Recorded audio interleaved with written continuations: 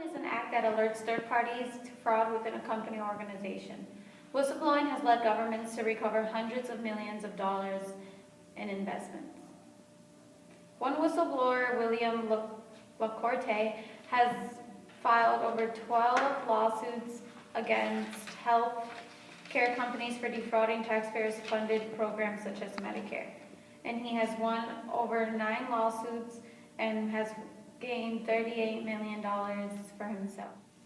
Under the False Claim Act, plaintiffs can file lawsuits on behalf of the government, and the Justice Department can sort through and choose which ones they want to intervene on, and 95% of the time when the federal government intervenes on a case, they win. Yet whistleblowers are necessary to keep the companies ethically in line.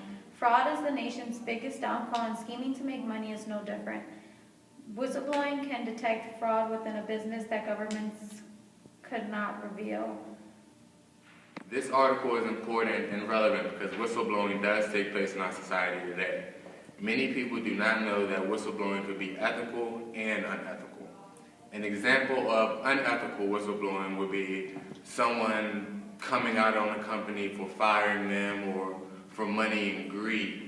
An example of ethical whistleblowing would be in the case of a major company dumping toxic waste into a water supply. In that case, it's definitely necessary for someone in that company to come out and alert the government or media so that proper precautions could be taken to make sure that no one in the community gets sick, injured, or anything like that. Our group believes that whistleblowing is a good thing. And what people don't understand is that big businesses, they feel like they become almost like a tyrant in the business world. Whistleblowing is a good act because it can point out the flaws within big business. Sometimes the people that run big business, they get too power hungry, they start doing things to cut corners, to make money in certain different ways where it's easier. But it might hurt other people, it might hurt the environment.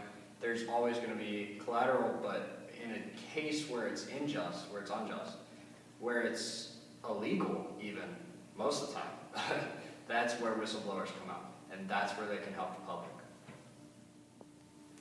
One of the main ideas or topics of the article was to bring to point is whistleblowing, is serial whistleblowing just or unjust? You could definitely argue both sides. For example, serial whistleblower LaCorte, he did win 9 court cases whistleblowing.